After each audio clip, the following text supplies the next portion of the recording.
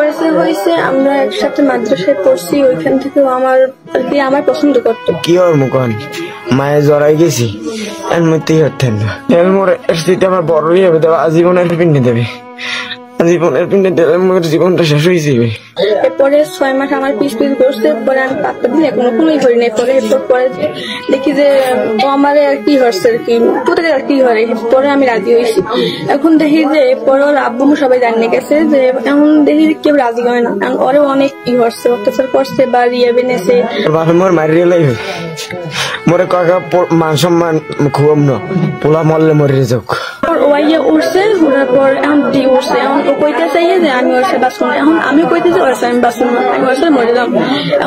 এখন দেখলাম যে আর কি বাপেই যে হলে হেল লাগে কি মারলে ও কেমন জানি না, কিন্তু এখন অরেঞ্জে নিলে হেলে মুখ কিন্তু লাশ নামাই নেওয়া লাগবে। মরে মরে আরে তো মানে নাই প্রথম এইবার দেখে যে মরে যদি লই যায় তোমার মারিয়ে লাইবে। বিশ্বাস করেন মরে যদি লই যায় না মরে এই দুনিয়া আর বাঁচতে থাকবো। এখন মুই তো মা ইচ্ছা বাঁচবো না।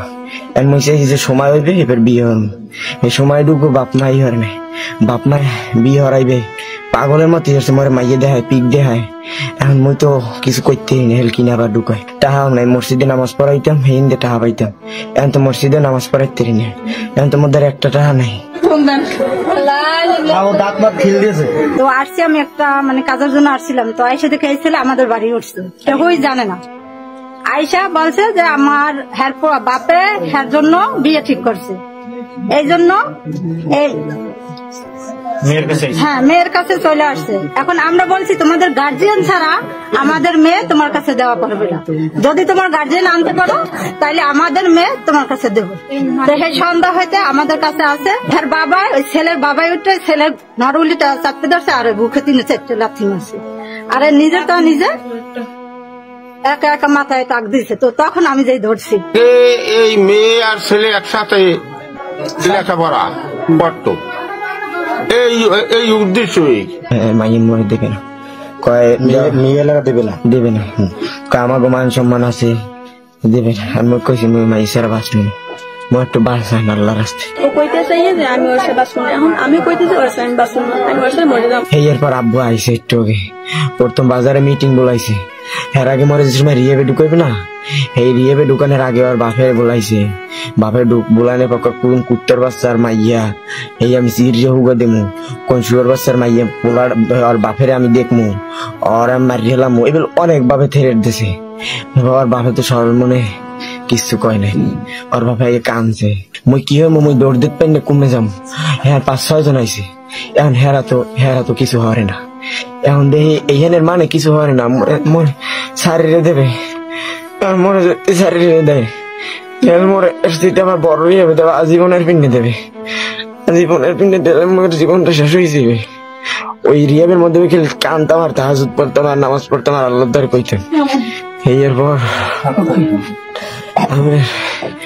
আজকে তোমার আব্বুকে একটু আইসি, একটু গাওয়ার পর এরপর মোরে কাকা ল বাড়িল তোরে 2 মাস পর 2 মাস পর মানে মোরে বিয়ে হরাই দেবে ই হরবে সিএল দিয়ে বান্ধে রাখতে। এখন ওহিন্দে লোক লইছেন মোর তো ডরের পুলিশ মুলিশ তো কাম শেষ, কারণ মোর বয়স কম, মোর তো আর কোনো দোষ নাই। মোরে চাপ দিয়েছে বিয়ে পিনে তুমি এসছি বুঝে মেন বই কয়েছে বিয়ে পিনে চাপ দিয়েছে, মোর বাপে আমার ঘোড়ার দিক চাইছে, এই তো তোমার ডরে ধরছে। ধরার পর এইবার মুই এক দূরে যাই ঘরের মধ্যে ঢুকছি, ঢুকে যে এরপর মুই ধরছি, মোর পাশে কেউ আয় না মোর পাশে।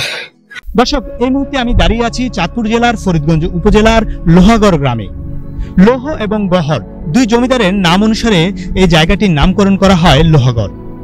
এখানে এসে আমরা লোহাগড় মঠ দেখতে পেয়েছি এবং শুনেছি নানা গল্পগুলো এমন যা কিনা আপনারা শুনলে শিউরে উঠবেন, যেমন মাকে হত্যা। এমনও শুনেছি যে এই এলাকা দিয়ে যখন মানুষ যাতায়াত করত, যদি সে মহিলা হতো এবং সে প্রেগনেন্ট মহিলা হতো তাহলে তার পেট কেটে পর্যন্ত তারা দেখত। অবশ্যই আপনারা বুঝতে পারছেন সেই জমিদাররা ছিল অত্যাচারীও বটে। তবে এগুলো সবকিছুই লোকমুখে শোনা। তবে একটি কথা আছে, সে কথাটি হচ্ছে যা কিছু রটে তার কিছু না কিছু তো ঘটে। দর্শক, চলুন আমরা দেখি এবং গল্প শুনি, আপনাদেরকে শোনাই।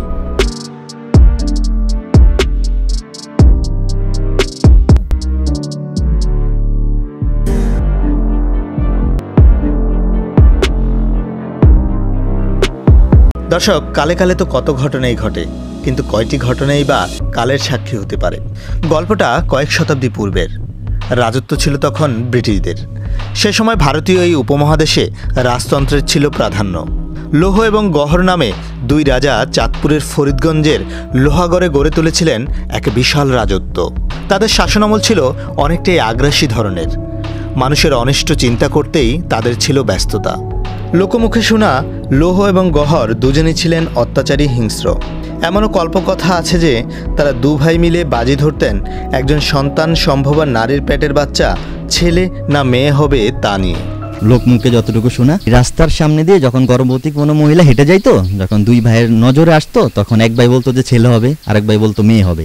এটা নিয়ে দুই ভাইয়ের কথা কাটাকাটি এক মুহূর্তে। ওরা ওই গর্ভবতী মহিলাকে কেটে দেখতো আসলে এটা ছেলে না মেয়ে। আমার বাপের মুখে শুনছি আমরা, এরা খুব ইয়া ছিল, ফসলা ছিল।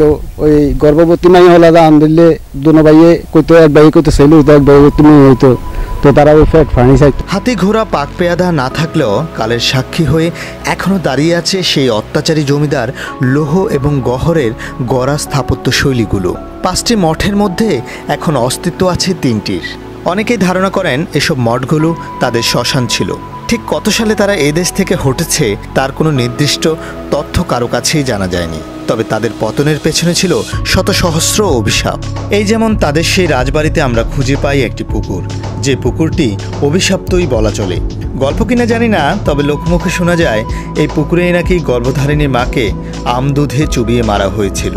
মা আমদুধ খেতে চেয়েছিল বলেই এমন অভিশপ্ত কাজ করেছিল তখনকার অত্যাচারী রাজা লৌহ এবং গহর, যা কিনা এখনো লোকমুখে সমাদৃত। দুধ ঢেলে আম দিয়ে মাকে ডুবিয়ে মারা হয়েছে, এটা আমার শোনা আর কি। আমি তার আসলে জানি না।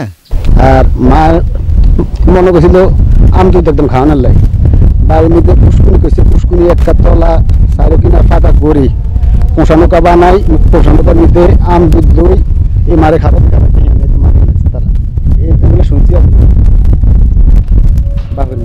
একবার ভাবুন তো, যে মা গর্ভধারিণী, যিনি 10 মাস 10 দিন পেটে ধারণ করে একটি সন্তানের জন্ম দেন, সেই মা আম এবং দুধ খেতে চেয়েছিল, আর কি করলেন সেই লৌহ এবং গহর?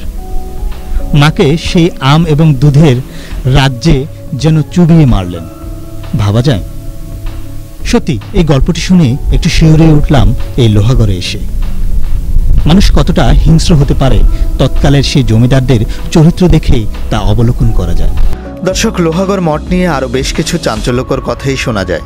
এই যেমন কথিত আছে, একবার এক ব্রিটিশ ব্যক্তি ঘোড়া নিয়ে প্রাসাদের পাশ দিয়ে যাচ্ছিলেন। যাওয়ার সময় তিনি বলেছিলেন, কেমন জমিদারেরা, রাস্তাগুলো এত খারাপ। জমিদারের কর্মচারীরা একথা শুনে লৌহ এবং গহরকে জানায়। অতঃপর দুই ভাই রাস্তাটি সিকি ও আদুলির মুদ্রা দিয়ে বানিয়ে দেয়। লোকটি ফেরার পথে তা দেখে অবাক হয়ে গেলেন। তবে জমিদারের কর্মচারীরা তার উপর অত্যাচার করে বলে শোনা যায়, কিন্তু সেই রাস্তার অস্তিত্ব খুঁজে পাওয়া যায়নি। পয়সা দিয়ে একটা রাস্তা করে দেওয়ার কথা ছিল, পরবর্তী সেটা হয়তো বা হয় না। আর আমরা তো যেহেতু দেখি না, ওইরকম কিছুই আসলে ওইরকম কোনো নিদর্শন দেখা যায় না যে পয়সা দিয়ে রাস্তা হয়েছে বা কোনো কিছু, এরকম কিছুই নেই। লোকমুখে আরও শোনা যায়, একসময় লোহাগড়ের জমিদারদের শান বাঁধানো ঘাট কারুকার্যময় কেল্লা ছিল, যার অস্তিত্ব এখন নেই বললেই চলে। তবে তাদের পুরাকীর্তি বেশ দৃষ্টিনন্দনীয়, এটা তো বলাই চলে। এখানে এলে আপনার মন ভরে যাবে। পাখির কিচিরমিচিরে মুখরিত চারপাশ, মঠের ফাঁক দিয়ে পাখির উঁকি মারার দৃশ্য আনন্দ দিবে দর্শনার্থীদের। দেখা মেলে টিয়া পাখির, রয়েছে শালিক, কবুতর সহ বেশ কয়েক রকমের পাখি। মঠের পাশেই রয়েছে সবুজ ধানের ক্ষেত আর ডাকাতিয়া নদী। সব মিলিয়ে বলতে হয়, রাজাদের রেখে যাওয়া স্থাপত্যশৈলী এখন ভ্রমণপ্রিয়সীদের কাছে মনের খোরাক হয়ে গেছে।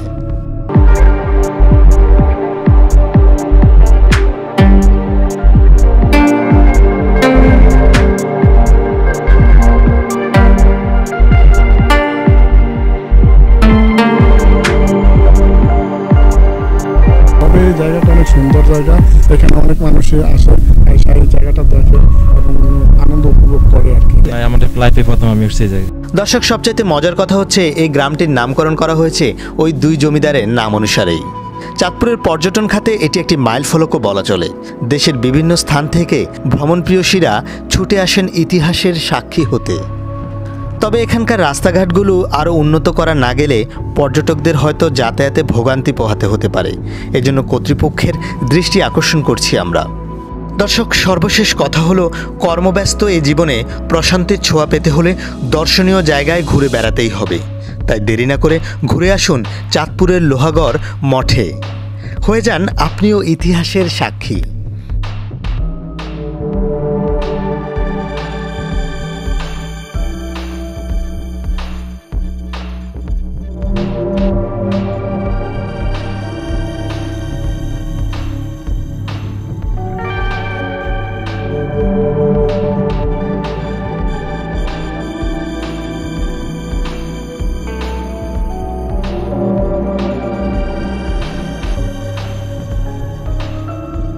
প্রিয় শ্রোতা বন্ধুরা, আপনার এলাকায় যদি এমন দর্শনীয় স্থান থেকে থাকে তবে আমাদের জানান। আমরা কালের সাক্ষী এসব দর্শনীয় স্থান তুলে ধরব আপনাদের সম্মুখে। আজকের মতো বিদায়।